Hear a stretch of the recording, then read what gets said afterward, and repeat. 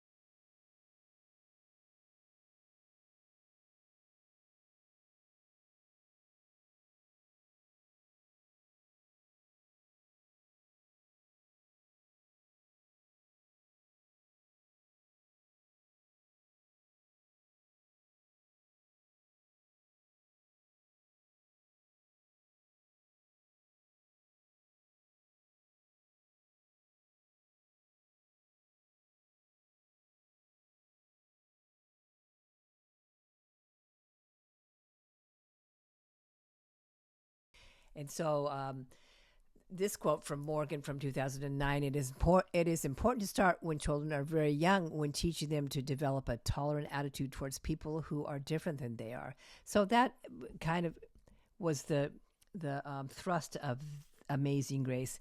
I really don't like to use the word tolerant. I mean, the idea that there's a lot of difference in children, and you don't have to be male to play Peter Pan, and you don't have to be white to play Peter Pan, but I really don't like the tolerant part. So I just want to suggest some other words besides tolerant. That just seems really patronizing. So how about embracing, celebrating diversity, being grateful for it, magnanimous, unprejudiced. That's a dumb one. Open-mindedness, kind-hearted, progressive. I mean, just there's different ways that we can use children's literature to help foster embracing diversity, really. And that book, Amazing Grace, does it kind of in a straightforward, not so graceful way, but it does a pretty good job. And that's from, I think, about 1970. So, of course, now we have so many better and bigger multicultural children's literature that's really addressing things like that. And again, books are so important to kids. I like this. By teaching children the relationships between the books they are reading and their lives, we help them read the world through the word, which kind of sounds a little mystical, but just that we help them. It's the whole windows and mirrors and sliding glass doors thing, that we show them windows out into the world of people and customs and cultures and families and environments that aren't necessarily like theirs, but are equally as valuable, right? So it's kind of cool, I think. Another books provide a way for children to explore and understand the world around them. Pretty simply put, and just kind of reiterating the fact that books are great and important and so valuable for children, and we can draw them in a really magical way. Their strong messages kind of stay there, right? So the idea of reading the world through the word, I like that. And so there's really great words to read out there, and positive words and reaffirming and all those kinds of things. But there's also a lot of books that are beautiful and wonderful, but the messages maybe are questionable. And just wanted to give you an example of one, The Rainbow Fish. And I know it's a favorite book with all sorts of children, and it's been marketed really effectively to really be out there. There's pajamas, there's games, there's birthday party banners. There's all sorts of ways that you can ingest the rainbow fish. And it's beautiful. The illustrations are fabulous. Just like, who would want to be looking like that, right? But there's other ways to look at books, and that's one thing that I'm hoping we do in this class, is to look at books a little more critically and look at books that convey messages that are maybe sexist, maybe racist, maybe all sorts of things. And I think The Rainbow Fish really demonstrates that in a subtle way that you might never want to think about or think that it's even there. But I kind of think it's there, and this is from a blog that I picked up, and I'm just going to read it. When it comes to finding the meaning of the Rainbow Fish books, there are opinions about whether this story is positive or negative. Those that see this book as being negative find the following ideas to be true. Change yourself to please others. Give away your things. Bribe others to gain friends. This may include things that you have worked very hard for, or your own natural beauty, which I think is an interesting point. Other negative ideas are to shed your uniqueness and become like everyone else, and then you will be liked. If you are different, no one will like you. Bow to peer pressure, change your self-image to be liked, and don't be proud of your special gifts that you're born with and your natural beauty. So that's a lot of negative stuff, right? And some of it, if you read the story is about this fish with beautiful glittery scales. And they go out into the world and they're swimming around. It's a he, so I think I say she sometimes, and sometimes I say they. Sometimes I say he, but I just kind of mix it up. So she's out in the world and she's beautiful and swimming around, and this little fish comes up and say, "Oh, your scales are so beautiful. Can I just have one of them?" And the rainbow fish is kind of taken aback and like no, no, this is me. This is my, And I guess a couple other fish asked too, and she keeps saying, no. And then all of a sudden she doesn't have any friends. So she goes to the wise octopus, who says, "Well, come on, you can, just give a little bit of a few of these little glittery scales, and you can be part of, a community. So basically that's what happens. The rainbow fish gives one little beautiful glittery scale after another until he's just left with one. And then all the other fish crowd around, and they all love the rainbow fish now. And so there's some big messages, and this book's used a lot and for parents and for schools about like how grand it is to share, which is a great message, right? You can share, but when you think about it, you think about what you're sharing. So, and like why you have to do it. And the idea of that you shed your uniqueness and become like everyone else, then you'll be liked. And I think that's another definition for cultural assimilation, right? That we want to be like a dominant culture, or we want to be all alike, and it's usually that model set forth by the white dominant culture. So, the definition here says cultural assimilation is the process by which a person or a group's language and or culture comes to resemble those of another group, right? So that's kind of a scary thing, I think. The United States of America was often described as a melting pot. It's like we're kind of, we just all get together. We're just one big old pot of something because we'll just put a little bit of all of us in there and stir it up, and we're going to, just be one big happy family. But in a way, this is the way to show that normalcy, like what is normal, what's normal. And unfortunately, when we stir this all up together, we still have a definition of, what the ideal is. And that ideal still continues to be a white dominant culture ideal. So you're going, oh my gosh, it's just rainbow fish, right? But I'm saying that there's so many messages in children's books. And some of them, I think that, we could read rainbow fish to kids, and maybe kind of, especially older kids, like talk about like, okay, is that okay? Do you have to be like everyone else to be liked, or do you have to give up things that are really important, from yourself just to be liked? So ways to do that, right? There's different ways to do that, and so I think that multicultural children's literature really helps disrupt that single story, disrupts some of those messages if we really critically look at books and make sure that we're kind of addressing stuff. And so way back a million years ago, multicultural children's books have been rated using kind of a guideline. And I still think that's worth something for sure. And there's 4 levels of multicultural children's books, and we've added a little bit to these levels, but it's a pretty tried and true kind of definition of like kind of multicultural children's literature. Let's look at the 4 kind of categories of them, right? And the first category is the one I grew up with for sure all the time. And in my elementary classroom, it was just the level of like when you're going to do anything that has to do with multicultural, it's just a contributions approach. And what basically the tag line for that is the lowest level of curricular reform. So the lowest way of introducing anything, it's called the tourist or foods and festivals approach, meaning that we're just going to look at here's the culture, and we're going to just look at all the fun things. And it usually means what they eat and what they celebrate, right? So I remember clearly, like, I don't know, maybe it was the 2nd grade, or could have been about the 2nd grade, maybe 3rd, is that we were studying the Chinese culture. And so how did we study that?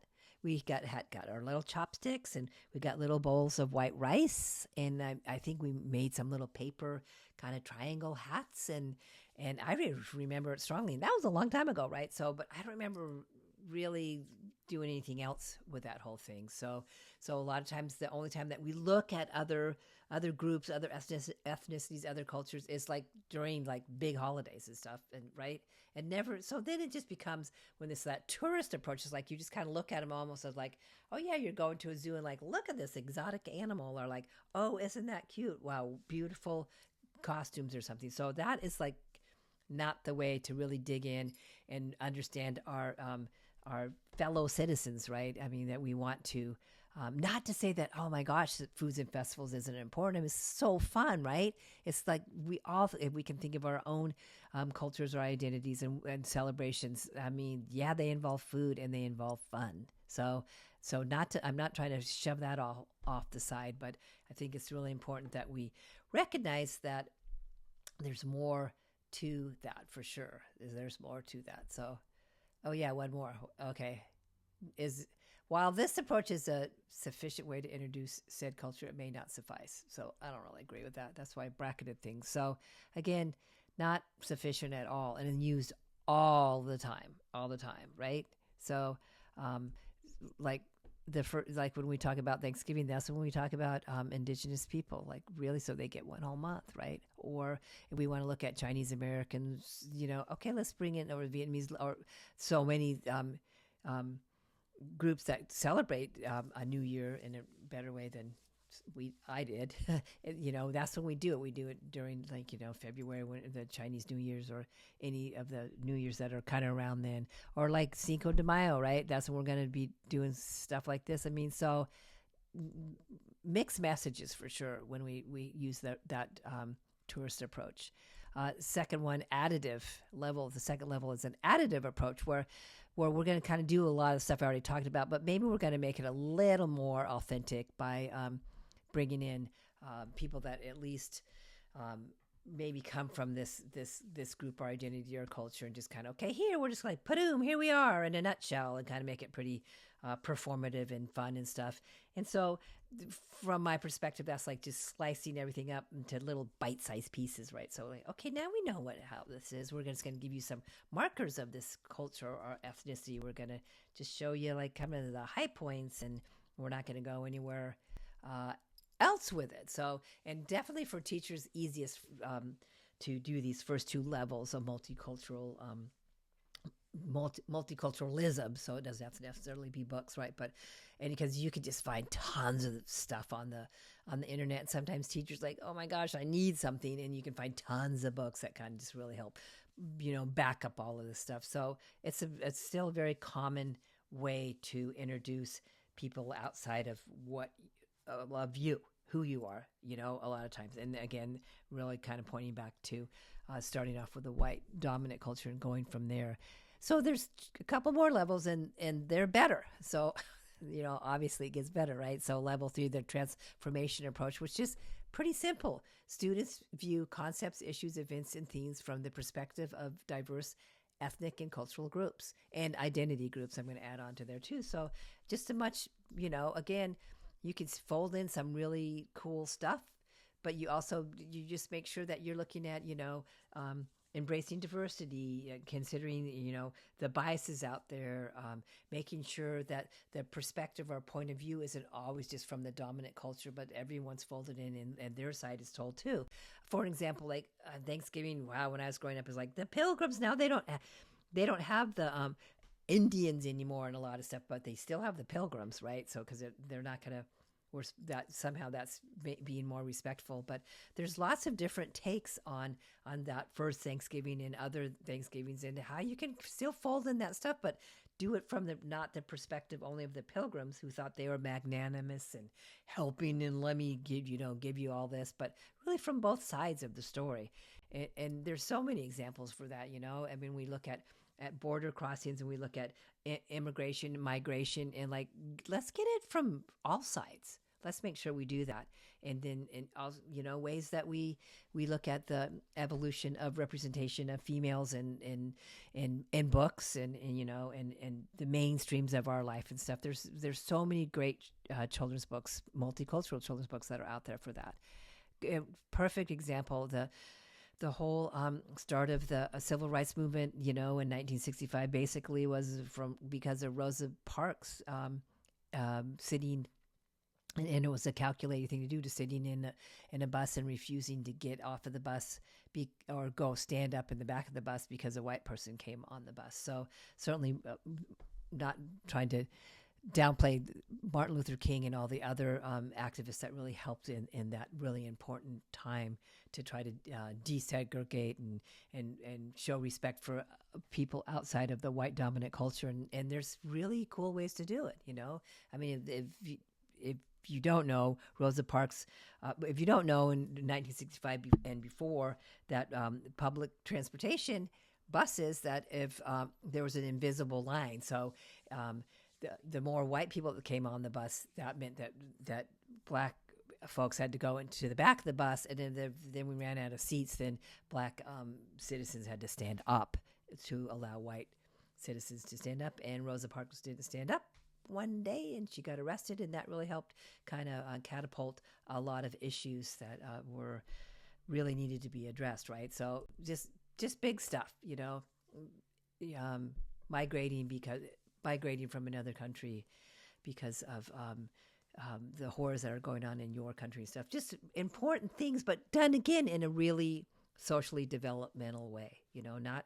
These are big stories. They need to be told, but they don't need to necessarily be detailed explicitly to certain age groups, certain developmentally appropriate levels, right? And so the last one, wow, I'm spending a long time on this, sorry. The last one is the social action approach. So cool thing, simply put, students make decisions on important social issues and take actions to solve them. So you're thinking, what do you mean, students?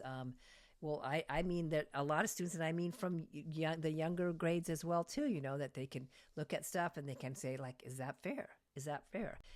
So many books out there that talk about it, the idea that everyone deserves an education.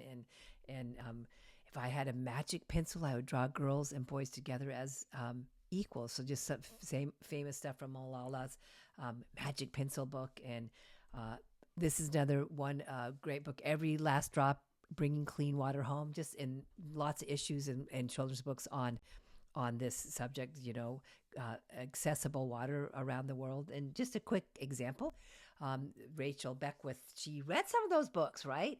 And then she decided, okay, I'm going to turn 9. Instead of getting presents, I want you to donate money, because she said on June 12th, 2011, when I'm turning 9, I found out that millions of people don't live to see their 5th birthday. And why? Because they don't have access to clean, safe water. So I'm celebrating my birthday like never before. I wonder if someone helped her write this. So she just asked to donate, and she said her goal was $300 by her birthday, and she got that and more. She got that and much more. And so pretty simple and pretty cool. So books can really help inspire kids to do the right thing, or to think beyond just their scope. And so those levels of multicultural children's books, I think, are important, especially level 3 and level 4. But the first levels, looking at them, the tourist and festival and additive stuff, we get that all the time. So it's good to know that as well, because we want to make sure that we present fabulous books to children, fabulous books that they're going to look at and consider and think about it. And it kind of doesn't matter the age level. I'm telling you that there's lots of ways to really